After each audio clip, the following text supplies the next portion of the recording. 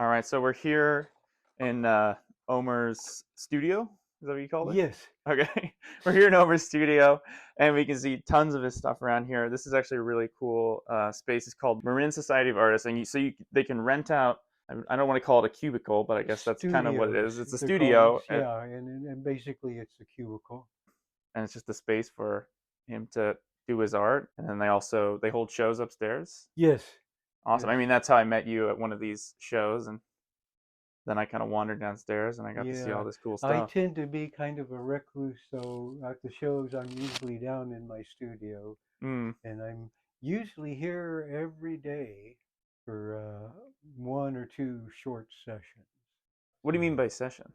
well, painting or just being in the studio, because a lot of times when I come in here, especially with the work I'm doing now, I don't know if I'm going to be able to really do anything or not. It depends. It's kind of like getting into the work. If I can get Mm. into the work and see what needs to be done, then I can paint. Stuff that I'm starting out doing now is quite different from Yeah. the landscape that you saw upstairs. This is the drawing that I did for the last painting that I worked on. It's Key 57, and Key is the chi, the energy that exists even without or prior to form. There's Mm. something that comes into everything and animates everything, but it's not the thing itself. When it's finished, I can tell that it's done.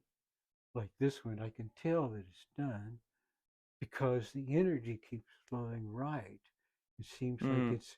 it's alive. It's not just a random collection of strokes. But So if it's there's something unresolved until it's done. right, right, Yeah. And right. you can feel that it's unresolved. So with this one, are you completely done with that or do you think there's something more to be done there? These have been feeling like they might be done for like the last 15 paintings. And sometimes it'll be a couple of weeks after that point that it's actually done. But this feels really like it might be almost done. It seems like this energy which is flowing like there, the energy is going and then it's exploding too. So it's like Mm. a lot of energies is happening there, and things that aren't contributing to it sometimes deaden it. So this seems like it's the right thing to do. Just make it like on this side here, this darkness coming down here, have just a little bit of a curlness at the end of it, and it seems like Yeah. that would finish it off. Interesting. So we'll see. When I do Yeah. that, it might There's no way really to know do for it, sure. or it might be telling me that, that was good, but now you've got to do this.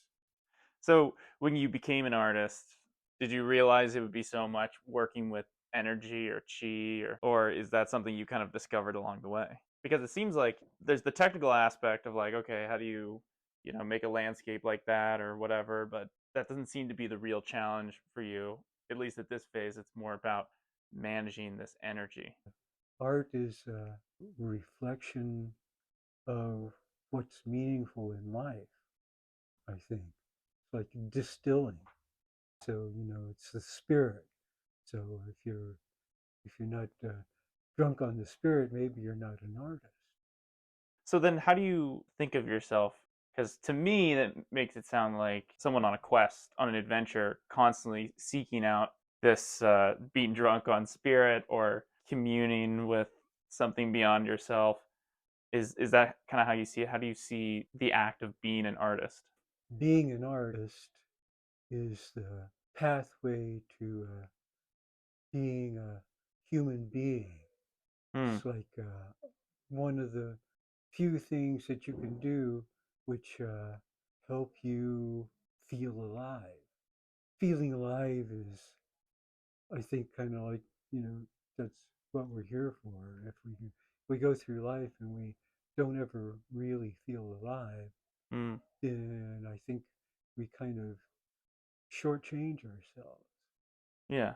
And it can be because it's awfully easy to, in a sense, sell out, you know, because you get all this other stuff, but you don't really get what it is to be alive.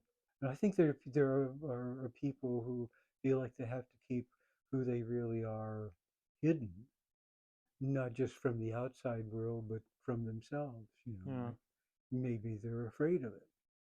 You know, and then you get to the end of your life, and you realize, hey, well, I should have opened that door number 3, even there were terrible noises coming from the other side.